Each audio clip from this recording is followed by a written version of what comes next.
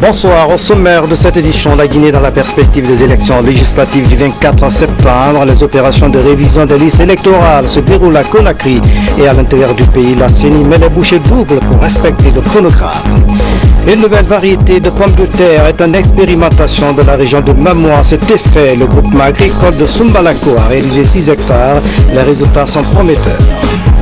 Au sommaire encore, les opérations d'assainissement des berges de Kalum et une compétition est lancée entre les différents quartiers de la commune. Les meilleurs seront primés.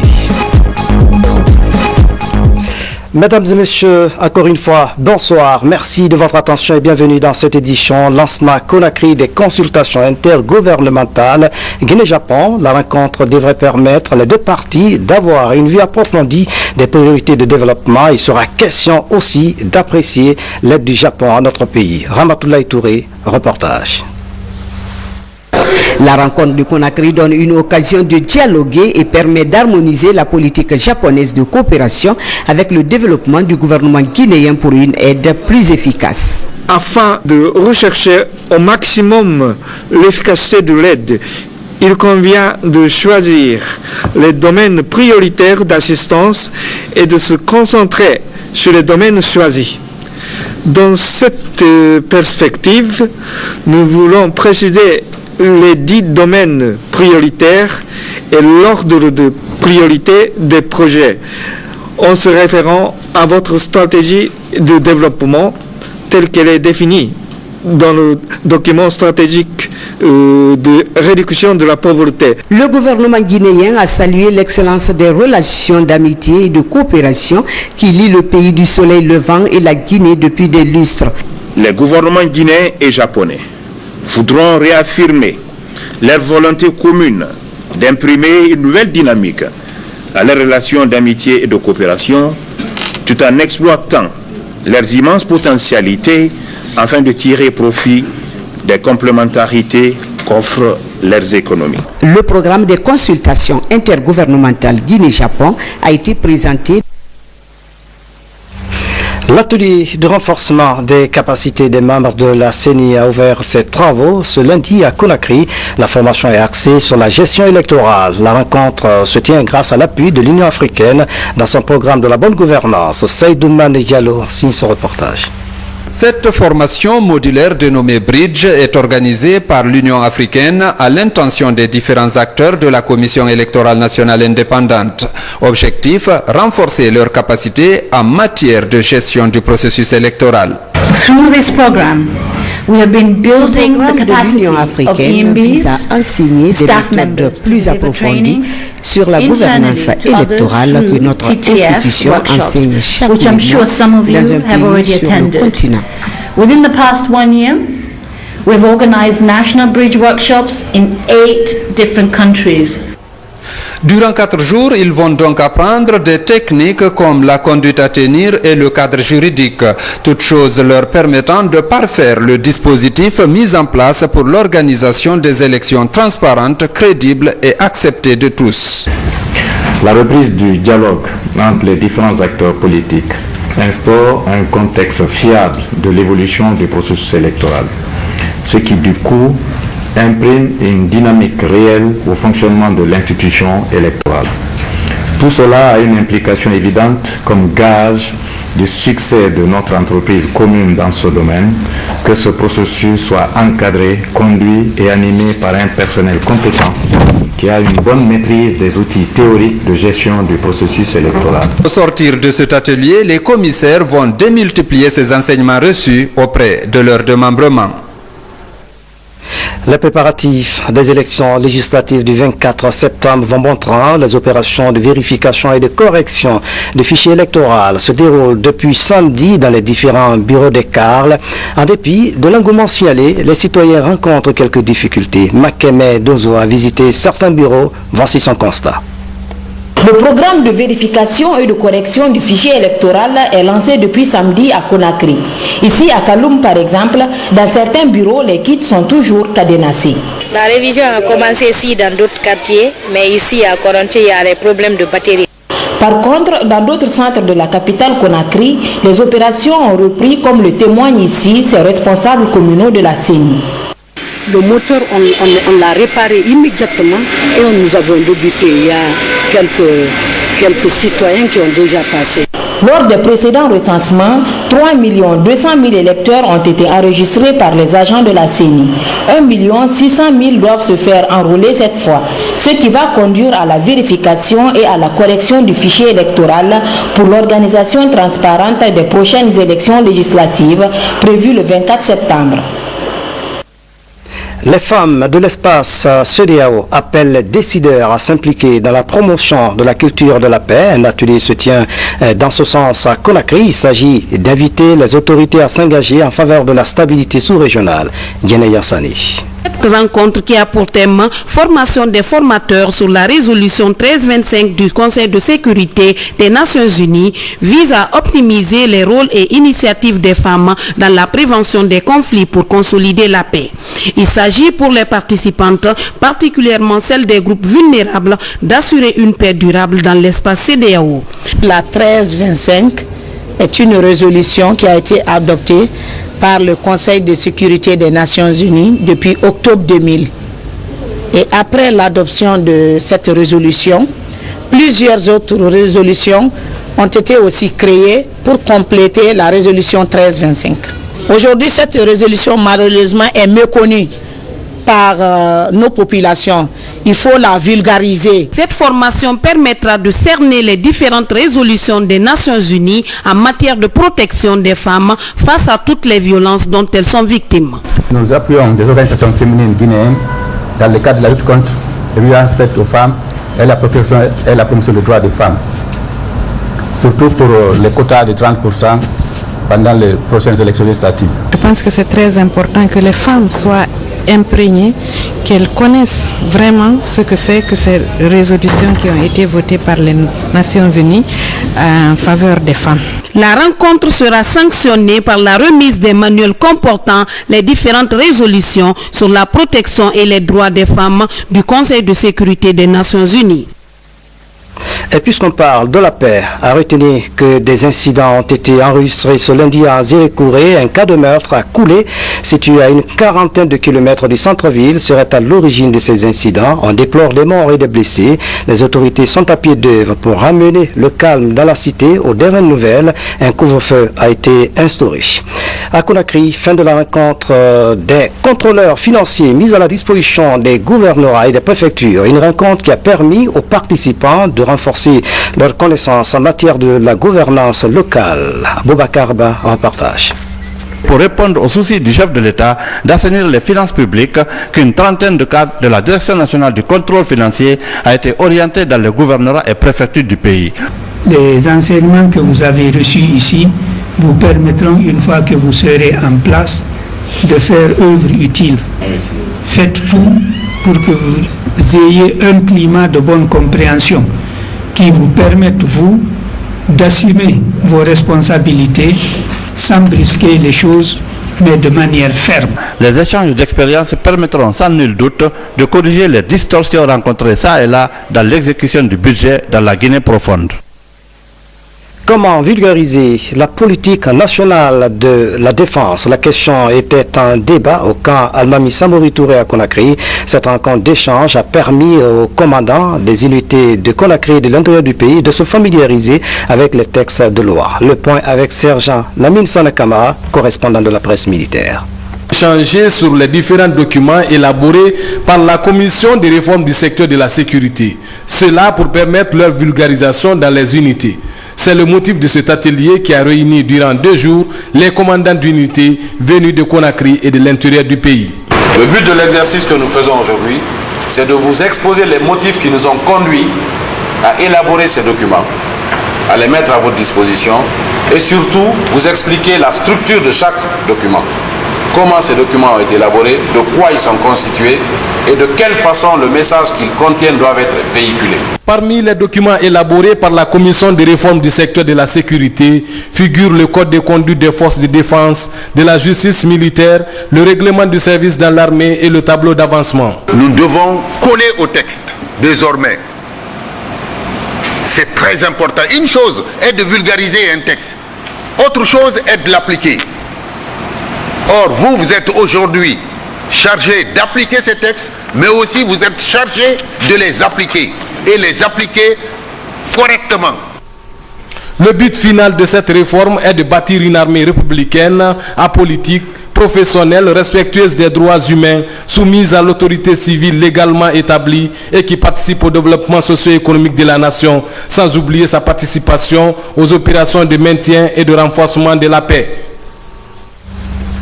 Et puis un communiqué qui vient de nous parvenir à l'instant même, le ministre de l'administration du territoire et de la décentralisation à tous les gouverneurs de région pour suivi, les préfets pour exécution.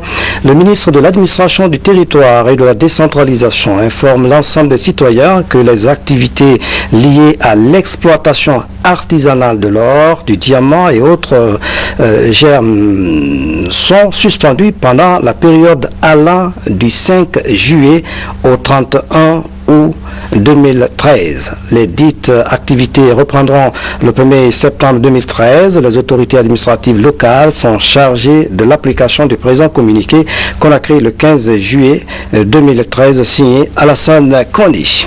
14 juillet, fête nationale de la France a été célébrée hier à Conakry. Le diplomate français a organisé une cérémonie en sa résidence.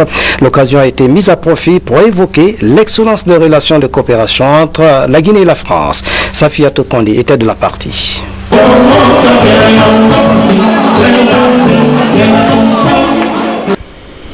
De la bonne musique, des pas de danse, toute une ambiance festive pour célébrer le 14 juillet, fête nationale française. Cette date symbolise la prise de la Bastille en 1789 et qui constitue un symbole de pouvoir absolu de l'ancien régime de Louis XVI. Cette prise de la Bastille par le peuple français a marqué la fin de la monarchie et la naissance de la nation souveraine. Depuis des décennies, il existe de forts liens de coopération entre la France et la Guinée, tant sur le plan économique, politique et social que sur l'aspect militaire. Je puis témoigner du rôle particulier que la France a joué pour la reprise et le succès du dialogue qui vient d'aboutir à Conakry. Notre détermination à consolider et à diversifier la coopération franco-guinéenne est sans faille. Je dirais même qu'elle nous engage, tant le moment est décisif, pour conforter le retour effectif de notre pays dans le concert des nations démocratiques et susciter ainsi l'intérêt de nos partenaires au développement. La France sera à vos côtés, comme elle l'a été tout au long de l'année écoulée, sur ce chemin des élections, comme sur tous les autres chemins de l'état de droit, et je pense notamment à l'œuvre de longue haleine qu'est la refondation de la justice. La Guinée redevient également un acteur de la sécurité dans la sous-région. Pour la Guinée, la France constitue le premier partenaire bilatéral. C'est un partenariat fructueux et tous azimuts avec un climat favorable au développement d'une amitié de complicité et de fraternité qui tient depuis des lustres. L'autre image de l'actualité nationale, les paysans de l'Union des groupements agricoles de Sumbalako, c'est dans la région de Mamou, participent activement à l'expérimentation de nouvelles semences de pommes de terre et du maïs. En si peu de temps, l'Union a mis en valeur 6 hectares, mais se trouve confrontée au problème de conservation des produits agricoles. RTG Mamou, le reportage de Mamadou Patebaldé. L'Union des groupements agricoles de Sumbalako, c'est dans la préfecture de Mamou, participe à la démultiplication des semences de pommes de terre et du maïs. L'IGAS vient d'obtenir un domaine où elle met en valeur 6 hectares de pommes de terre des variétés Arnova, Mandola et Océania. Les semences qu'on produit ici, c'est pour distribuer aux paysans. L'Union a 55 groupements, dont 2641 adhérents. Donc, chaque année, on importe la semence. Mais cette année, c'est nécessaire maintenant de multiplier nous-mêmes sur place. Même si on va commander, on commande un peu en Europe, on multiplie un peu. Jusqu'au moment où on trouve un lieu de conservation, ça en ce moment, on va continuer à importer les semences pour la multiplication. Nous, on multiplie pour les paysans. Pour réussir ce pari, l'Union des groupements agricoles de Sumbalako a déjà déboursé plusieurs millions de nos francs guinéens en vue d'assurer la main-d'œuvre locale.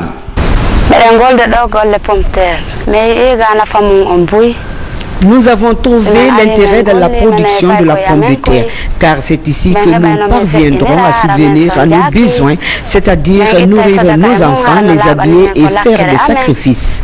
kala mo men okkori dan no laɓani men hare ɗum ɗo fof no wondani men e nafa. Un contrat de multiplication des semences de pommes de terre et du maïs est signé avec le centre de recherche agronomique de Bareng, c'est à Timbi Madina.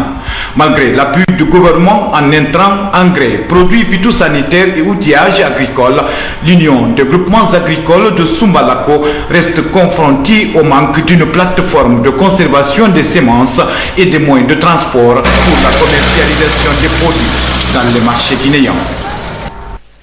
14 juillet 2008, juillet 2013, il y a 5 ans, Madame Timbo Oumouba représente la fondation humanitaire Raoul Folero en Guinée, une période au cours de laquelle l'organisation a réalisé de nombreuses actions dans le domaine de la santé, notamment la lutte contre la lèpre. En témoignage de reconnaissance, le ministère de la Santé a organisé une cérémonie d'adieu à l'honneur de cette dame. Sori de Kera, images et commentaires.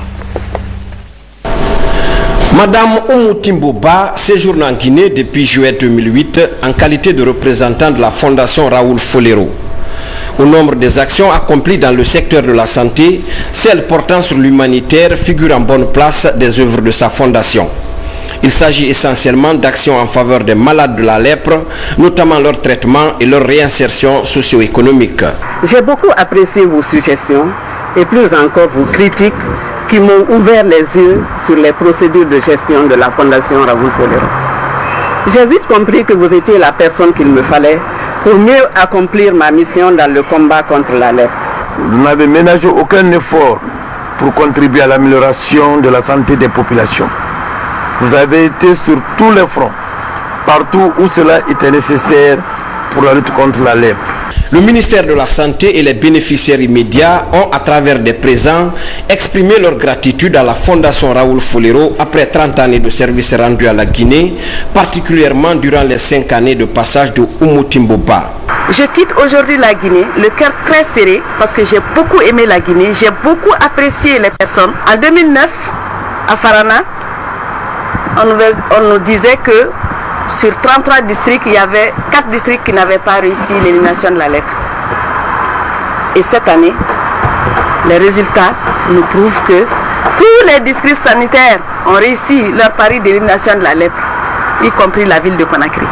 6e représentant de la fondation Raoul Folero en Guinée, Oumou Timboba couvrira désormais le Niger, la Mauritanie en plus du Mali. Son œuvre sera poursuivie en Guinée par son successeur M. Alain, déjà à Conakry. Direction Kindia avec l'inauguration d'un poste de santé dans la sous-préfecture de Bangouya. Il est l'œuvre d'un ressortissant de la localité. Coût des travaux, 160 millions de francs guinéens. Moussa Bangoura, reportage. Un poste de santé pour les populations de Madinadian dans la sous-préfecture de Bangouya, située à 45 km du chef-lieu de la préfecture de Kindia. C'est l'œuvre des ressortissants de la localité avec la contribution des populations du village. Cet ouvrage a coûté environ 160 millions de nos francs et il comprend une salle de réception, une salle de consultation, une salle d'urgence et de soins, une salle d'accouchement, 2 salles d'hospitalisation et un service de point-vente, une pharmacie. Selon les autorités administratives de la zone, cette initiative est à saluer dans l'espoir d'aboutir au développement humain durable tant recherché. Aujourd'hui, voici un des résultats. Nous le félicitons et nous demandons aux autres ressortissants de faire comme lui. Et nous, en tant qu'autorité, ce qu'on peut faire, c'est les doléances qui ont été posées ici. Nous prenons l'engagement d'être aux côtés des ressortissants pour que tous les problèmes qui ne sont pas encore résolus en matière de personnel, en matière d'équipement, que l'on puisse ensemble trouver ces solutions. Ce poste de santé va permettre de résoudre les problèmes quotidiens de santé publique qui affaiblissent les populations locales. Il importe de signaler que les habitants de Madinadian étaient obligés d'évacuer leurs malades vers Mambia, la localité voisine. Un ouf de soulagement pour les marchands de Beila. Le chef de l'État, professeur Alpha Condé, a offert un nouveau marché qui comporte plus de 150 boutiques.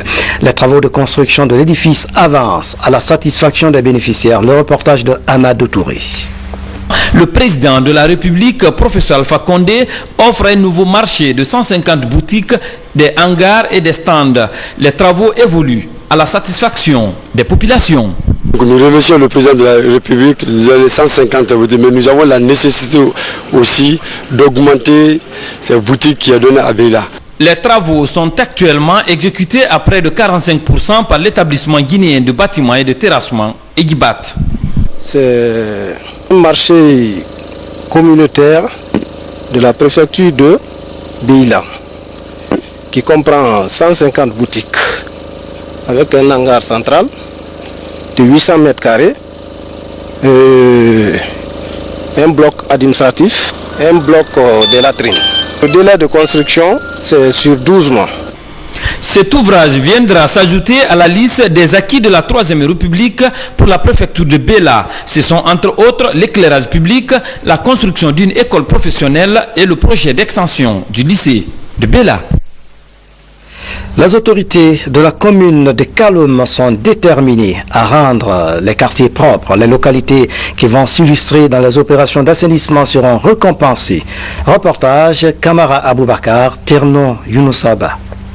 La presqu'île de Kaloum veut redevenir la perle urbaine qu'elle a cessé d'être. Le week-end dernier, quelques berges sont assainies du côté de Tombeau. Un début d'effort d'assainissement des côtes qui impressionne. En une matinée, des tonnes d'immondices sont dégagées en ces lieux.